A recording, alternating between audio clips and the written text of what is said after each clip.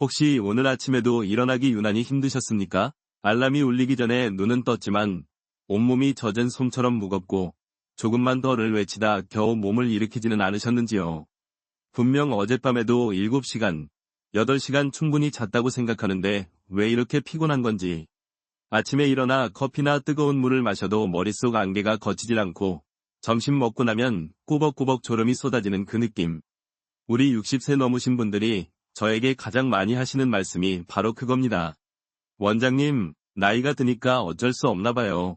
기력이 예전 같지 않아요. 그래서 우리는 기력을 찾으려고 애를 씁니다. 몸에 좋다는 건강즙을 짜서 마시고 비싼 돈을 주고 홍삼이나 영양제를 챙겨 먹습니다.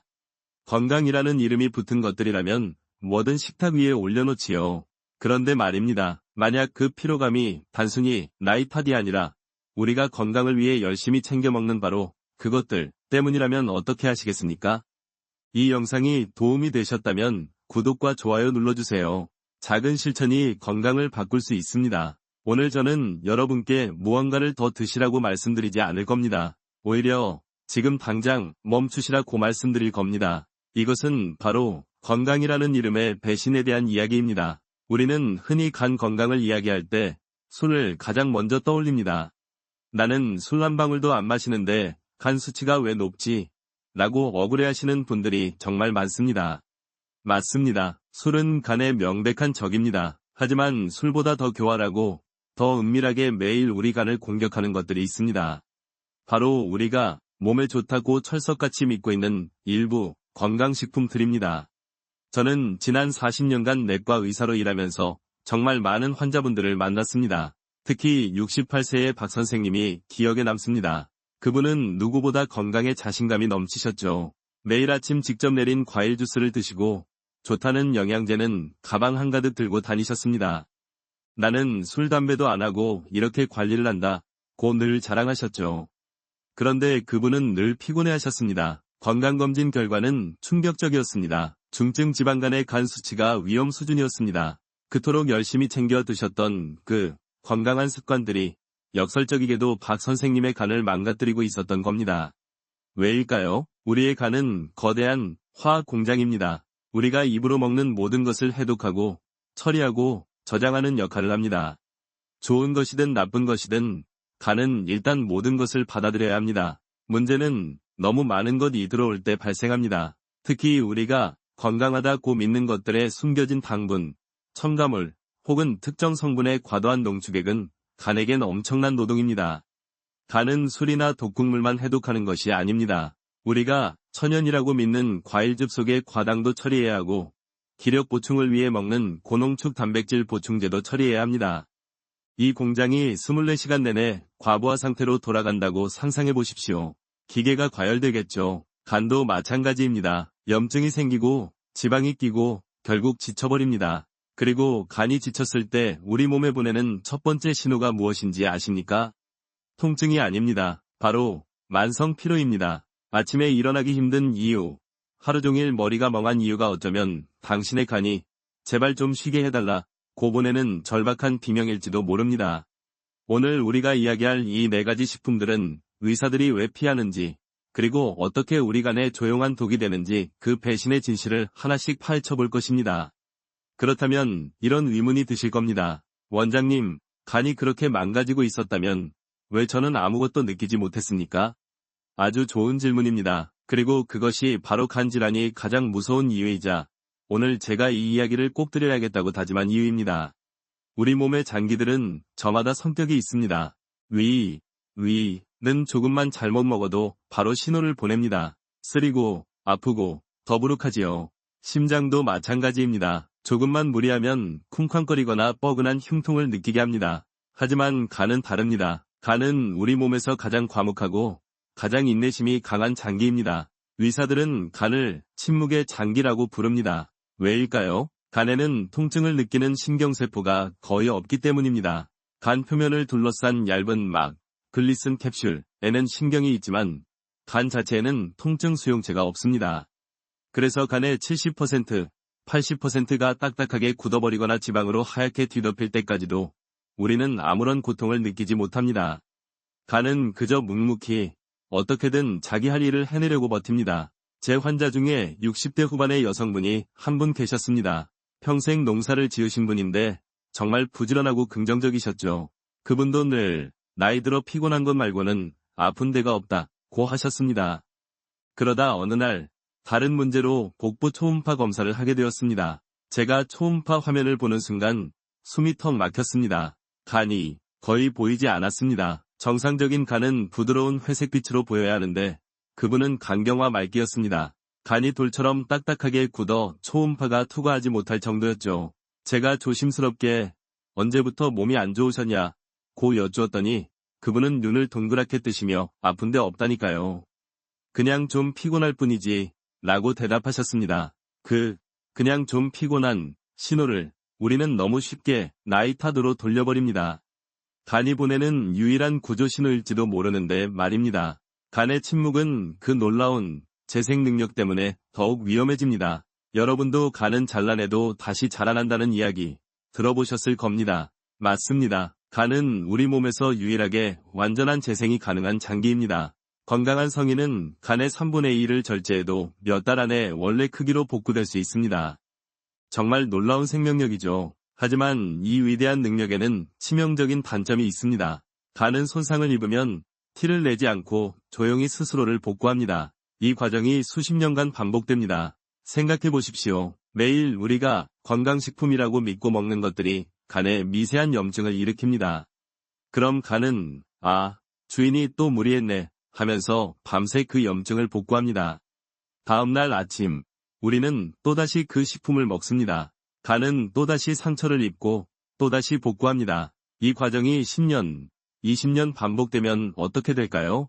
상처가 아물 때 흉터가 남는 것처럼 간도 반복적으로 염증이 생겼다 나오면 그 자리가 딱딱한 흉터 조직, 섬유화로 변합니다.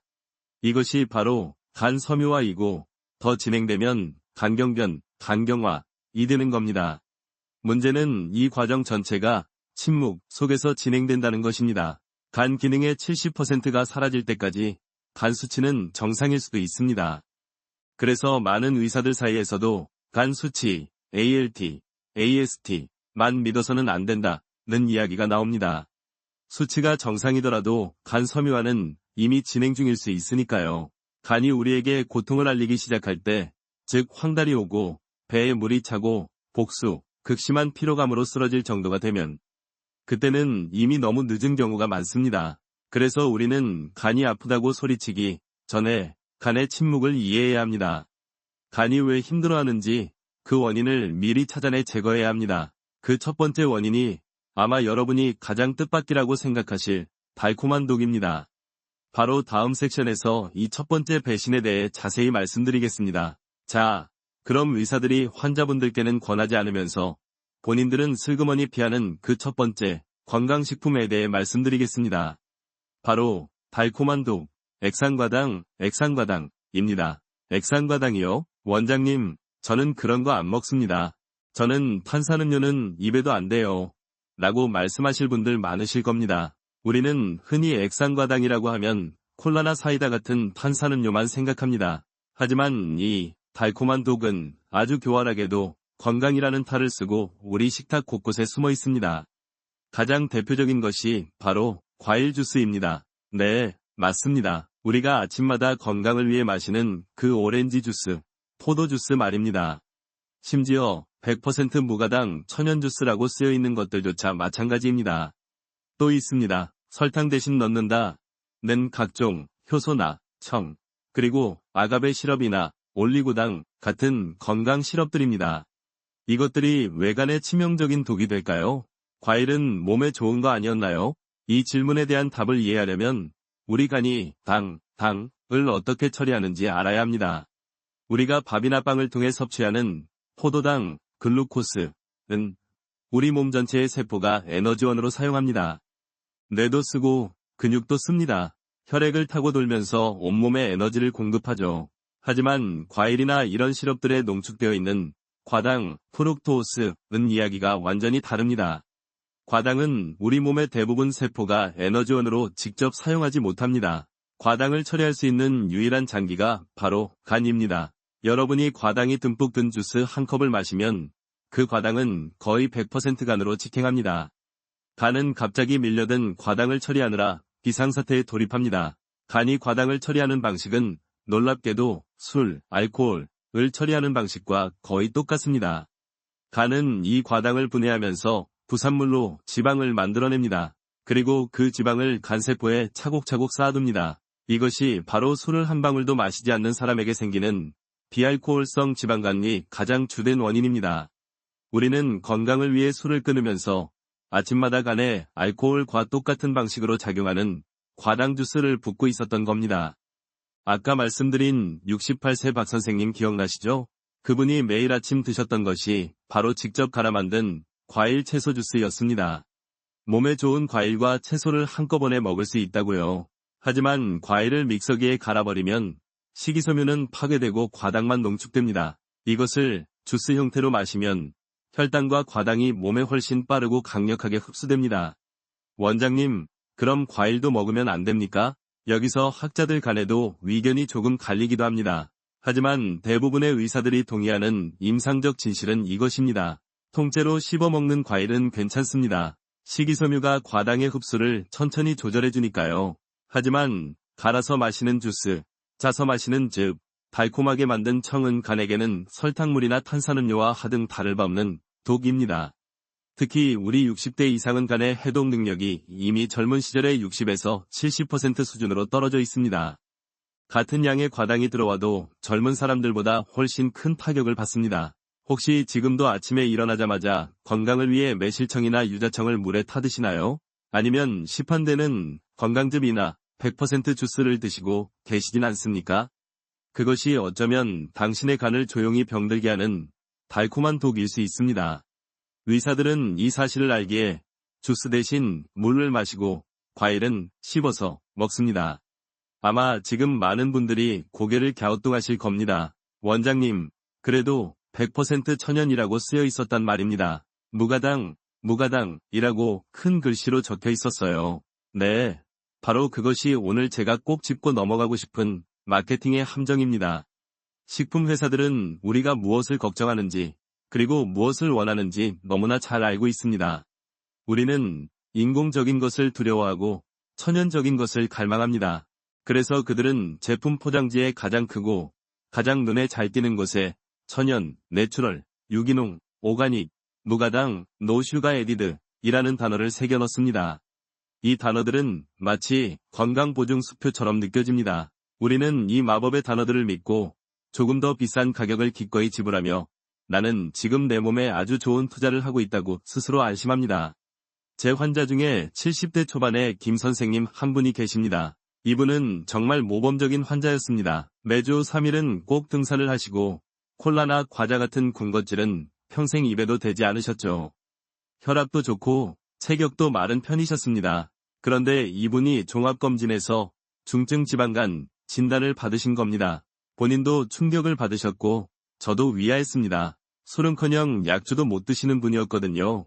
저는 그분의 식단 일기를 아주 꼼꼼히 들여다보았습니다. 그리고 마침내 원인을 찾아냈습니다. 김 선생님은 설탕은 독이라는 것을 잘 알고 계셨습니다. 그래서 설탕 대신 건강한 단맛을 찾으셨죠. 그분이 선택한 것은 바로 아가베 시럽과 유기농 과일즙이었습니다. 매일 아침 드시는 샐러드 드레싱에 아가베 시럽을 듬뿍 넣으셨고 물 대신 수시로 100% 유기농 포도즙을 드셨습니다. 원장님, 이거 다 백화점 식품관에서 제일 비싸고 좋은 걸로 산 겁니다. 설탕은 하나도 안 들어갔다고 했어요.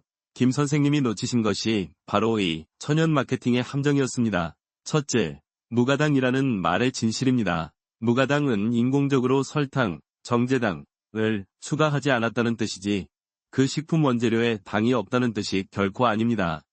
포도즙에는 포도에 과당이, 사과즙에는 사과에 과당이 이미 고농축으로 들어있습니다. 둘째, 아가베 시럽이 배신입니다. 아가베 시럽은 한때 혈당을 천천히 올리는 건강한 시럽으로 각광받았습니다. 하지만 그 성분을 들여다보면 80에서 90%가 과당입니다.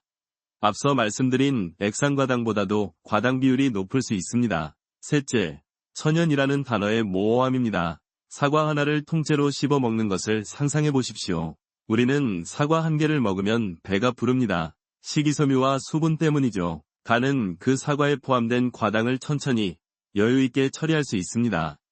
하지만 천연 사과 주스 한 컵을 만들려면 사과가 몇 개나 들어갈까요? 최소 4에서 5개입니다. 우리는 주스 한 컵을 마시면서 사과 5개 분량의 과당을 단 몇 초 만에 간으로 쏟아붓는 겁니다. 게다가 주스를 만드는 과정에서 간에 가장 이로운 식이섬유는 모두 걸러져 버립니다. 목 넘김을 좋게 하기 위해서죠. 결국 천연 주스라는 것은 식이섬유가 제거된 고농축 천연 과당물에 불과합니다. 김 선생님은 건강을 위해 가장 비싼 천연독을 매일 간에 붓고 계셨던 겁니다.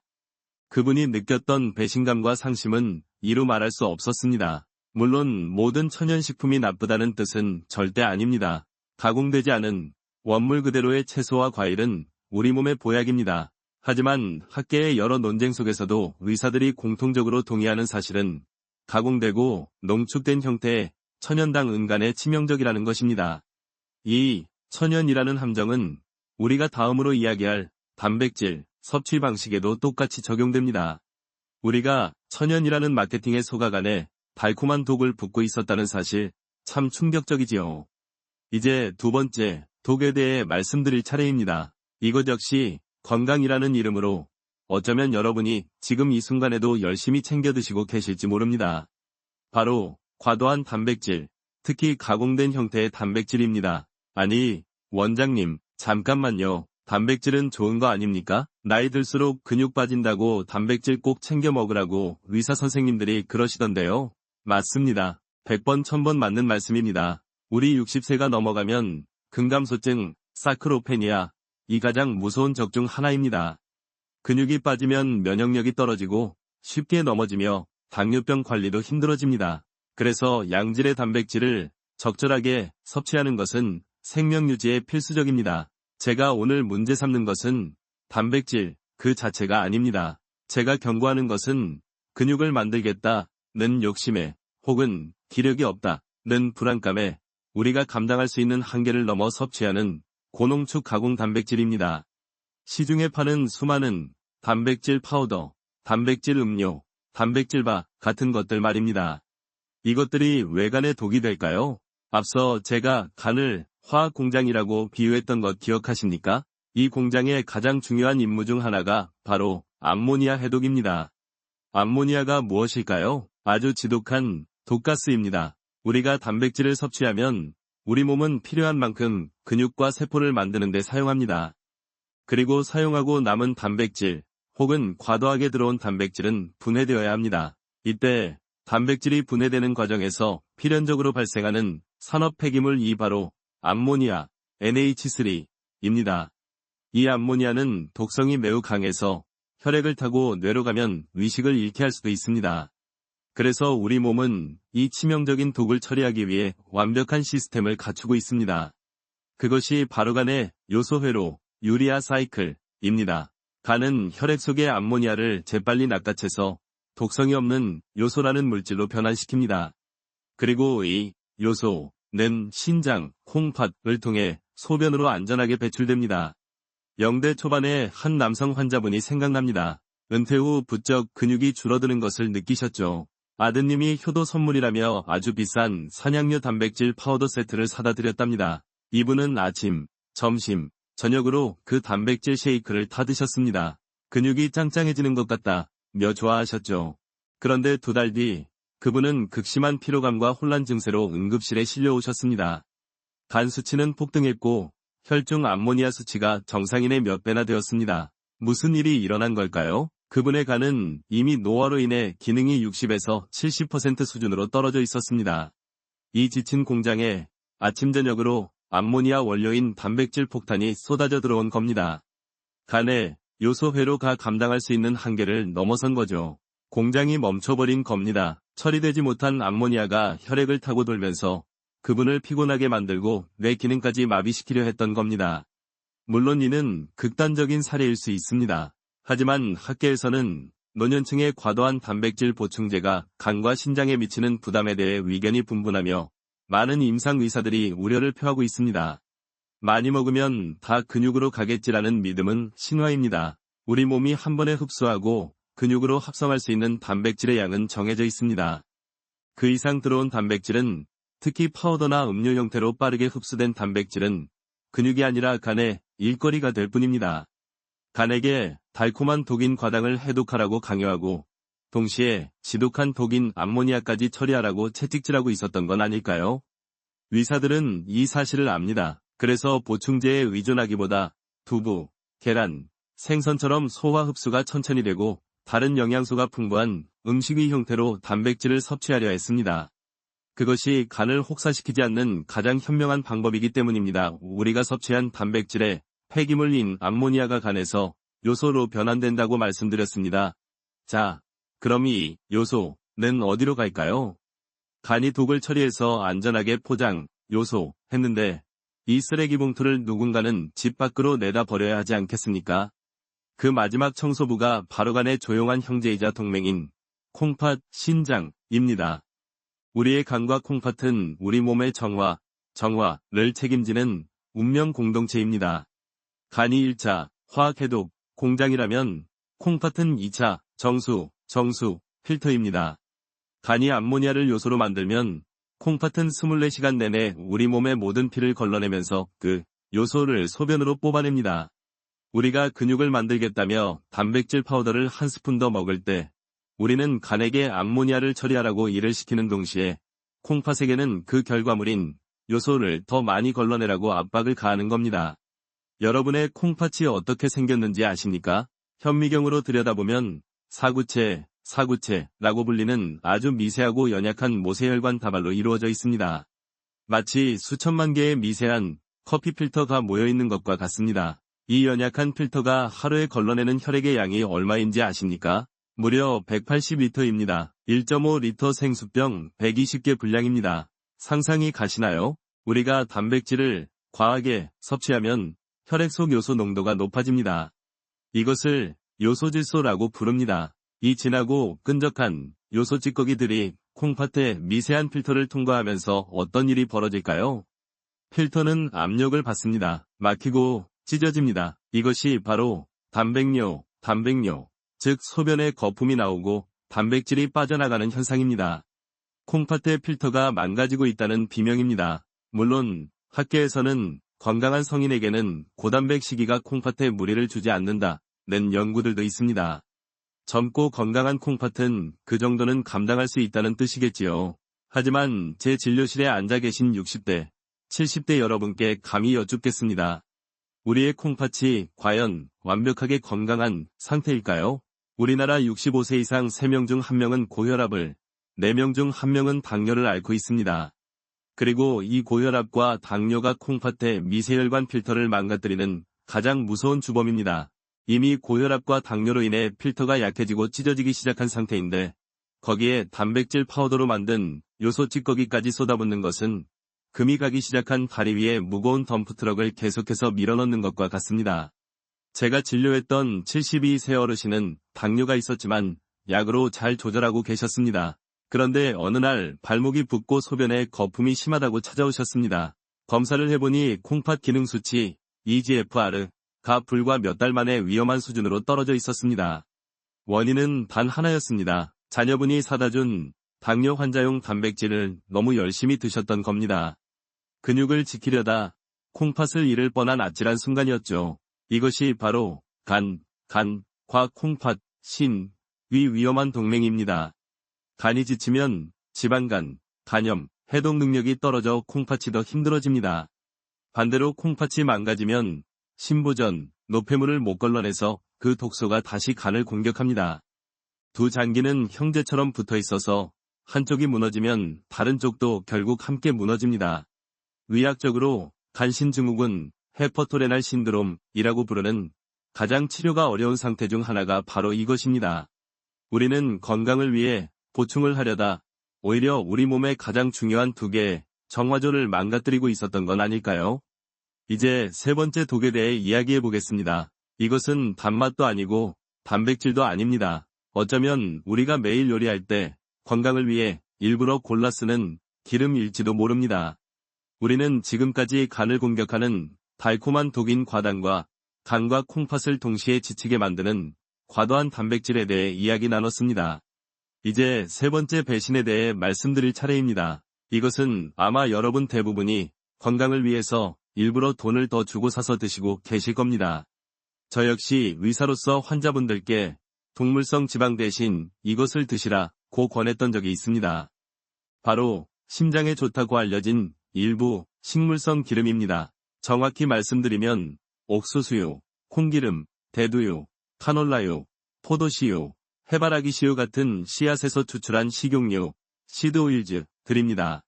아니, 원장님, 그 기름들이 왜요? 돼지기름이나 버터 같은 포화지방보다 불포화지방이라 혈관에 좋다고 해서 저도 비싸도 꼭 그걸로 사서 쓰는데요. 맞습니다. 그 기름들은 불포화지방산이 풍부합니다. 그래서 한때 착한 지방으로 불렸지요. 하지만 의학계와 영양학계에서는 지난 10여 년간 이 기름들에 대한 격렬한 논쟁이 벌어졌고, 지금은 많은 의사들이 이 기름들의 과다 섭취가 오히려 건강에 독이 될 수 있다고 경고하고 있습니다. 이유는 두 가지입니다. 첫째는 오메가-6 지방산의 비율 때문입니다. 우리 몸은 오메가-6와 오메가-3라는 두 가지 필수 지방산의 균형이 맞아야 건강을 유지합니다. 오메가-3는 주로 등푸른 생선이나 들기름에 많고 우리 몸에 염증을 끄는 소방수 역할을 합니다. 반면 오메가-6는 오늘 말씀드리는 이 식용유들에 압도적으로 많고 적당량은 면역 반응에 필요하지만 과다해지면 우리 몸에 염증을 일으키는 불씨 역할을 합니다. 의학계에서는 이 둘의 이상적인 비율을 1대1에서 1대4 정도로 봅니다. 오메가-6가 조금 더 많아도 괜찮다는 뜻이죠. 하지만 옥수수유나 콩기름 같은 기름으로 모든 요리를 하는 현대인의 식단은 이 비율이 1시 20분, 심하면 1시 30분까지 깨져 있습니다. 이것은 우리 몸이 24시간 내내 여기저기 불씨가 꺼지지 않는 만성염증, 크로닉 인플러메이션 상태에 놓여 있다는 뜻입니다. 간은 어떻습니까? 간은 우리 몸의 모든 염증 물질을 처리하고 해독해야 하는 장기입니다. 온몸에 염증이 만연한데 간이라고 무사할까요? 이 만성염증은 지방간을 유발하고 간을 딱딱하게 굳히는 간 섬유화를 촉진하는 가장 강력한 요인 중 하나입니다. 하지만 더 심각한 문제는 두 번째 이유입니다. 바로 열, 히트입니다. 이 식물성 기름에 풍부한 다중 불포화지방산은 구조가 매우 불안정합니다. 쉽게 말해 변질되기 쉽다는 뜻입니다. 우리가 건강을 위해 산 포도씨유를 프라이팬에 붓고 불을 켜는 순간 이 착한 지방은 돌변하기 시작합니다. 높은 온도에서 이 기름들은 무섭게 산패, 옥시데이션 됩니다. 기름이 산패되면 트랜스지방과 알데하이드, 알데히드즈 같은 1급 발암물질, 그리고 간 독성 물질이 생성됩니다. 여러분이 요리할 때 프라이팬에서 연기가 피어오르는 지점, 즉 발염점이라고 하지요. 그 연기가 바로 기름이 독성 물질로 변하고 있다는 비명입니다. 안타깝게도 우리가 건강하다고 믿는 포도씨유나 콩기름은 발연점이 높아 튀김이나 볶음 요리에 적합하다고 알려져 있지만 그 높은 온도에서 이미 성분은 파괴되고 산패가 일어납니다. 결국 우리는 심장에 좋다는 기름으로 요리를 하면서 실제로는 간에 가장 치명적인 염증 유발 물질과 산패된 독소를 매일 먹고 있었던 겁니다. 의사들은 이 사실을 압니다. 그래서 튀김이나 볶음 요리를 할 때는 차라리 발연점이 높고 구조가 안정적인 포화지방, 버터, 코코넛 오일을 소량 사용하거나 열을 가하지 않는 샐러드에는 엑스트라 버진 올리브유나 들기름을 쓰는 지혜를 발휘합니다. 방금 제가 말씀드린 그 염증을 일으키는 기름, 열을 가하면 독이 되는 기름에 대해 이야기할 때마다 떠오르는 환자분이 한 분 계십니다. 60대 중반의 전직 교장 선생님이셨습니다. 제가 이분을 이 선생님이라고 부르겠습니다. 이 선생님은 평생을 아주 원칙적이고 꼼꼼하게 살아오신 분이었습니다. 건강관리도 마찬가지였죠. 술은 당연히 입에도 대지 않으셨고 체격도 아주 적당하셨습니다. 매일 아침 저녁으로 30분씩 산책을 하셨고 식단은 제가 본 그 어떤 분보다 완벽하게 건강해 보였습니다. 그런데 이 선생님이 몇 년 전부터 계속 만성 피로를 호소하셨습니다. 아침에 일어나면 몸이 너무 무겁고 오후만 되면 집중력이 뚝 떨어진다고 하셨죠. 혈액 검사를 해보면 늘 간 수치, AST, ALT가 정상 범위보다 약간 높게 애매하게 걸쳐 있었습니다. 60, 70 정도로요. 정상은 40 미만입니다. 지방간 소견도 심하지 않았습니다. 바이러스 간염 검사도 모두 음성이었습니다. 드시는 약도 없었습니다. 저는 고개를 갸웃거릴 수밖에 없었습니다. 이 선생님, 정말 술 안 드시죠? 아이고, 원장님, 제가 술 냄새도 못 맡는 사람입니다. 저는 그분의 식단 일기를 다시 한번 꼼꼼히 살펴보기로 했습니다. 아침, 현미밥, 미역국, 두부조림, 그리고 기름에 볶지 않은 나물 무침. 점심, 샐러드와 닭가슴살, 저녁, 생선구이와 현미밥. 정말 흠잡을 데가 없었습니다. 아니, 너무 완벽해서 오히려 비현실적으로 느껴질 정도였습니다. 이 선생님, 요리는 주로 어떻게 하십니까? 기름은 어떤 걸 쓰시고요? 그 질문에 이 선생님의 얼굴이 환해지셨습니다. 아, 원장님, 제가 그것만큼은 정말 자신 있습니다. 우리 집은 몸에 나쁘다는 돼지기름, 소기름 같은 동물성 지방은 아예 천장에도 없습니다. 10년 전부터 오로지 포도씨유하고 옥수수유만 씁니다. 그것도 제일 비싼 거로요. 그 순간 제 머릿속에 번개가 치는 듯 했습니다. 혹시 그 기름으로 모든 요리를 다 하십니까? 예를 들면 생선도 굽고 두부도 부치고요. 그럼요. 튀김 요리도 그 기름으로 합니다. 발연점이 높아서 타지도 않고 건강에 좋다고 TV에서 봤습니다. 바로 그것이었습니다. 이 선생님은 건강을 위해 가장 나쁜 기름을 가장 위험한 방식으로 매일 섭취하고 계셨던 겁니다. 제가 앞서 말씀드렸죠. 옥수수유, 콩기름, 포도씨유는 오메가-6가 압도적으로 많아서 우리 몸에 만성염증, 수치를 높인다고요. 이 선생님은 몸에 좋다는 동물성 지방과 오메가-3는 철저히 피하면서 염증을 유발하는 오메가-6 기름만 매일 드신 겁니다. 몸의 기름 균형이 완전히 깨져버린 거죠.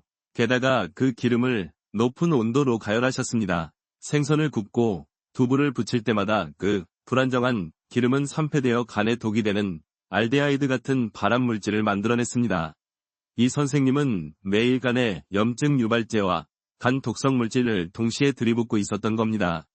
건강을 위해서 말입니다. 제가 이 사실을 조심스럽게 설명해드렸습니다. 이 선생님의 충격은 이루 말할 수 없었습니다. 원장님, 그럼 나는 도대체 뭘 먹어야 합니까? 내가 평생 지켜온 건강 상식이 다 틀렸다는 말입니까? 저는 그분을 안심시켜드렸습니다. 아닙니다. 선생님의 노력은 절대 틀리지 않았습니다. 다만 우리가 기름에 대해 가졌던 낡은 정보가 선생님을 배신했을 뿐입니다. 학계에서도 어떤 기름이 절대적으로 좋다 또는 나쁘다에 대해서는 여전히 논쟁이 있습니다. 하지만 많은 임상의사들이 동의하는 것은 다양성과 용도입니다. 저는 이 선생님께 이렇게 처방했습니다. 볶거나 부치는 요리에는 차라리 열에 안정적인 아보카도 오일이나 소량의 버터를 쓰십시오. 무침이나 샐러드에는 엑스트라 버진 올리브유나 생들기름을 쓰십시오. 그리고 가장 중요한 것, 기름에 볶는 요리를 줄이고 찌거나 삶는 조리법을 늘리십시오.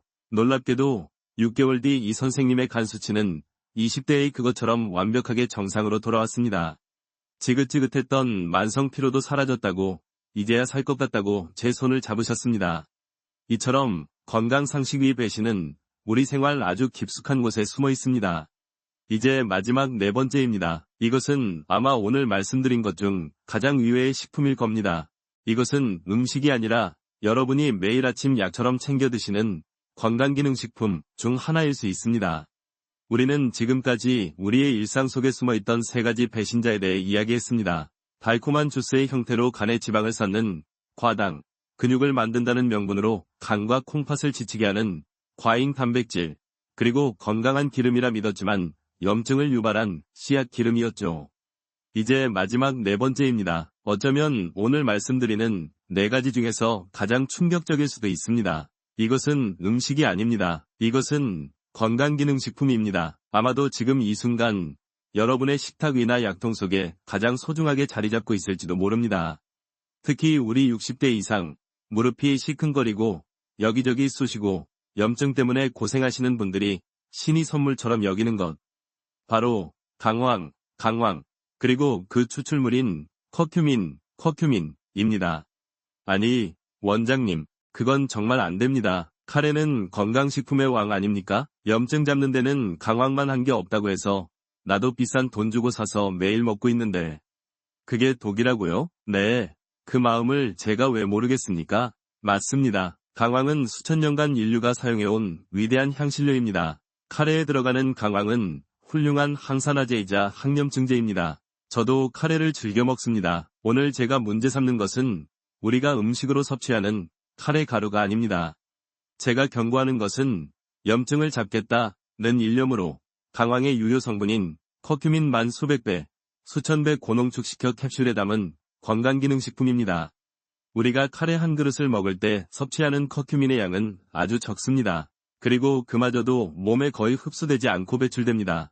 그것이 음식이 자연스러운 섭취 방식입니다. 하지만 커큐민 보충제는 다릅니다. 제조사들은 이 커큐민의 흡수율을 높이기 위해 필사적인 노력을 합니다.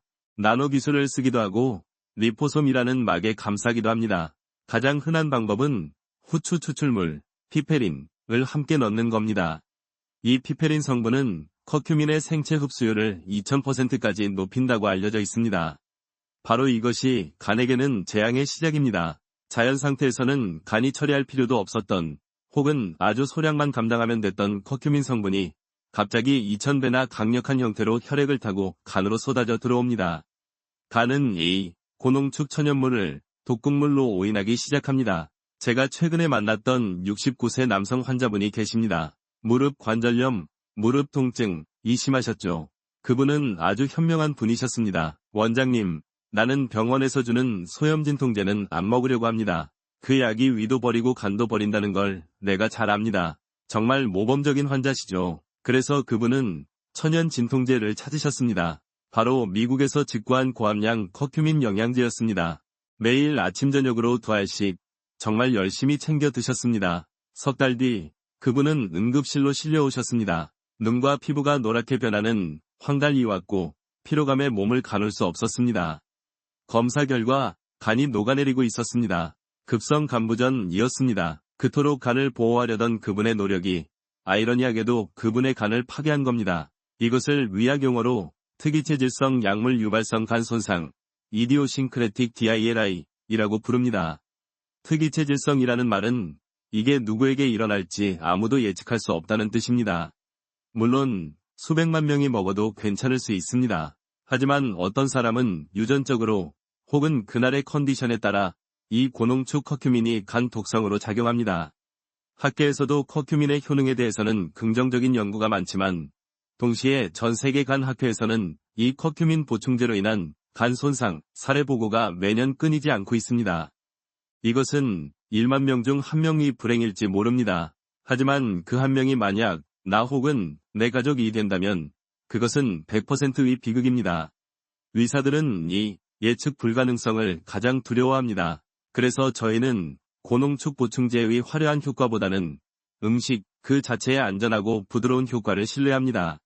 무릎이 아프시다면 커큐민 캡슐에 의존하기보다 체중을 1kg 줄이시는 것이, 그리고 강황가루를 넣은 따뜻한 카레를 일주일에 한 번 드시는 것이 당신의 간을 지키는 훨씬 현명한 길입니다. 지금까지 우리는 간을 병들게 하는 4가지의 배신자에 대해 알아봤습니다. 아마 마음이 복잡하실 겁니다. 원장님, 그럼 도대체 뭘 먹고 살라는 겁니까? 이것도 안 된다, 저것도 안 된다 하시면 불안해서 아무것도 못 먹겠습니다. 그 심정, 제가 왜 모르겠습니까? 하지만 오늘 제가 이 말씀을 드리는 이유는 여러분을 불안하게 하려는 것이 절대 아닙니다. 오히려 그 반대입니다. 불필요한 불안과 맹목적인 믿음에서 벗어나 내 몸의 주도권을 되찾으시라는 겁니다. 그 주도권은 새로운 기적의 식품을 찾는 데 있지 않습니다. 그것은 바로 우리가 물건을 살 때 앞면이 아니라 뒷면을 보는 작은 습관에 있습니다. 우리는 늘 제품의 앞면만 봅니다. 100% 천연, 기력 증진, 관절 건강, 간 보호. 이런 화려한 마케팅 문구에 현혹되지요. 하지만 진실은 언제나 작고 초라한 글씨로 뒷면에 적혀 있습니다. 바로 성분표, 원재료명 및 함량과 영양정보표입니다. 오늘 저는 여러분께 칼로리를 계산하거나 그램, 수를 외우라고 말씀드리지 않겠습니다. 60세가 넘어서 그런 복잡한 공부를 하실 필요는 없습니다. 대신 우리가 방금 배운 4가지 독의 이름표를 찾는 숨은 그림 찾기를 하시면 됩니다. 첫째, 달콤한 독을 찾는 법입니다. 여러분이 건강음료나 주스를 집어들었을 때 뒷면에 원재료명을 보십시오.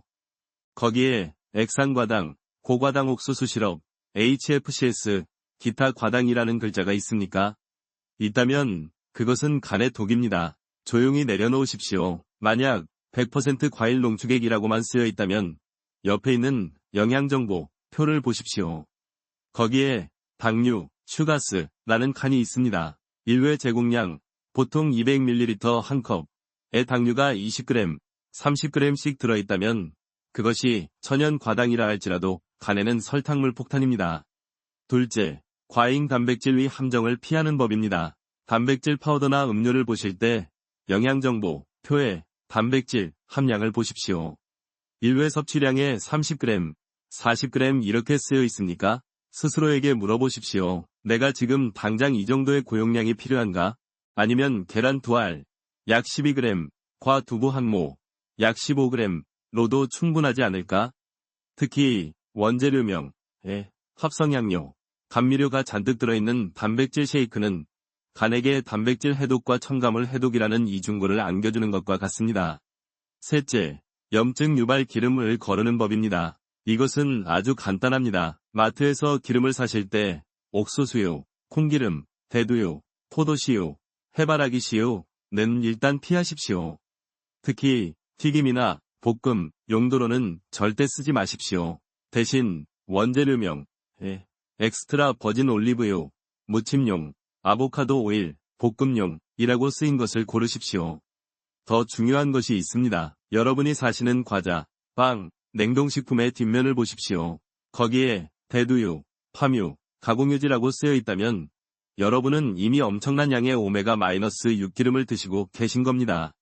마지막 넷째, 고농축 보충제의 위험 신호를 읽는 법입니다. 이것이 가장 어렵고도 중요합니다. 커큐민, 녹차 추출물, 카테킨, 혹은 여러 천연 추출물 보충제를 보실 때입니다.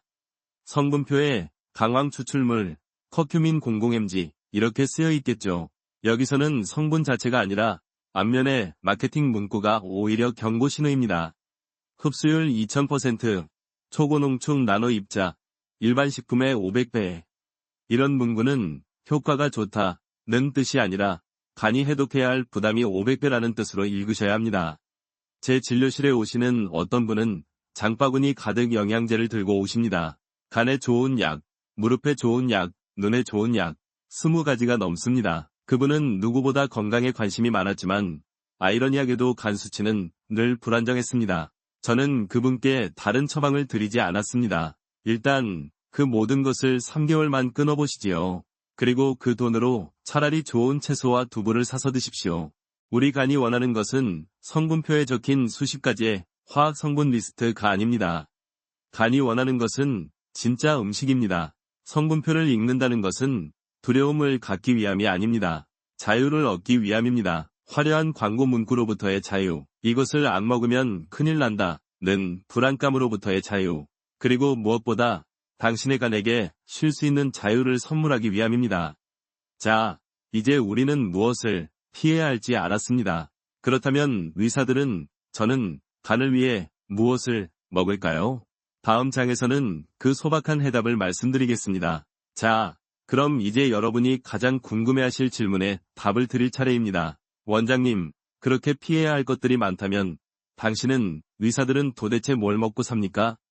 간을 위해 매일 챙겨 드시는 특별한 비방이라도 있으신 겁니까? 제 대답을 들으시면 아마 조금 실망하실지도 모르겠습니다.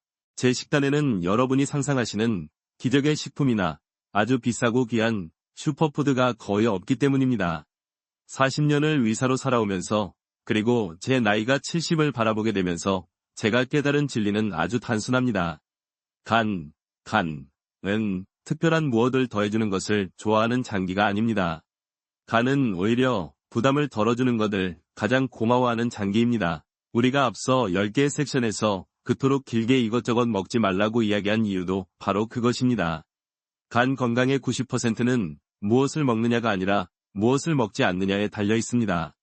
그럼에도 불구하고 의사로서 제가 매일 꾸준히 실천하는 몇 가지 간을 위한 습관은 분명히 있습니다. 첫 번째는 물입니다. 너무 시시해서 웃음이 나십니까? 하지만 이것만큼 중요하고 강력한 간 보호제는 없습니다.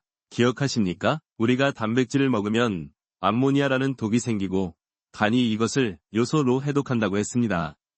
그리고 콩팥이 이 요소를 소변으로 걸러낸다고 했지요. 이 모든 해독 과정, 즉 독성 물질을 묽게 만들고 콩팥을 통해 씻어내는 전 과정에 반드시 필요한 것이 바로 물입니다. 간이라는 화학 공장이 밤새 열심히 독을 분해해서 포장해놨는데 청소차가 물, 소변을 싣고 오지 않으면 그 쓰레기, 요소를 치울 수가 없습니다. 저는 아침에 일어나면 달콤한 주스나 몸에 좋다는 즙 대신 미지근한 물 한 잔을 가장 먼저 마십니다. 밤새 쌓인 노폐물을 씻어내고 간과 콩팥을 부드럽게 깨우는 저만의 의식입니다. 두 번째는 쓴맛 나는 채소입니다. 우리는 단맛, 잔맛, 고소한 맛은 좋아하지만 쓴맛은 본능적으로 피하려고 합니다. 하지만 간에게는 이 쓴맛이 보약입니다. 왜일까요? 쓴맛은 우리의 간을 자극해 담즙, 분비를 촉진하기 때문입니다. 담즙이 무엇입니까? 간에서 만들어지는 소화액이자 지방을 분해하는 천연세제입니다. 우리가 지방간을 걱정한다면 이 천연세제가 잘 나와야 하지 않겠습니까? 민들레 나물, 쑥, 냉이, 쓴바귀, 혹은 브로콜리나 케일 같은 십자화과 채소 특유의 쌉싸름한 맛. 이것이 바로 간을 청소하는 스위치를 켜는 신호입니다. 저는 점심 식사를 할 때 제육볶음이나 불고기 같은 화려한 메인 요리보다 그 옆에 딸려 나오는 이름 모를 나물 반찬들에 더 집중합니다. 그 소박한 쓴맛들이 제 간을 조용히 돕고 있다는 것을 알기 때문입니다. 세 번째는 조금 위의일 수 있습니다. 바로 커피입니다. 불과 10년, 20년 전만 해도 의사들은 간 나쁘면 커피 절대 마시지 말라고 했습니다. 저도 그렇게 배웠고 그렇게 환자들에게 말했습니다. 커피의 카페인이 간에 부담을 줄 것이라고 막연히 생각했기 때문입니다. 하지만 지난 20년간 이 분야의 연구 결과는 정반대로 뒤집혔습니다. 수백만 명을 대상으로 한 수많은 연구에서 적당량의 커피가 오히려 간을 보호한다는 사실이 일관되게 나타나고 있습니다. 물론 학계에서는 여전히 왜 그런가에 대해 완벽한 답을 찾지는 못했습니다. 커피 속의 항산화 성분, 폴리페놀 때문인지 카페인 자체의 특정 작용 때문인지 논쟁은 있습니다. 하지만 임상적인 결과는 분명합니다. 설탕이나 시럽, 크림을 넣지 않은 블랙커피를 하루 1에서 2잔 마시는 것은 지방간을 줄이고 간 섬유화 진행을 늦추며 심지어 간암 발생 위험까지 낮추는 것과 관련이 있습니다. 이것은 의학이 발전하며 우리에게 준 고마운 선물 중 하나입니다. 그래서 저는 요즘 아침 진료를 시작하기 전에 따뜻한 블랙커피 한 잔을 마십니다. 과거에는 간에 미안한 마음으로 마셨다면 지금은 간을 위한 즐거움으로 마십니다. 물, 쓴 나물, 그리고 블랙커피 어떤가요? 특별한 것이 하나도 없지요? 의사들이라고 해서 특별한 것을 먹지 않습니다. 오히려 의사들은 간이라는 장기가 얼마나 과묵하고 예민한지 알기 때문에 가장 단순하고 가장 검증되었으며 간에게 가장 부담을 주지 않는 것들을 선택할 뿐입니다. 기적은 비싼 건강기능식품 캡슐에 있는 것이 아니라 매일 마시는 물 한 잔과 소박한 나물 한 접시에 있습니다.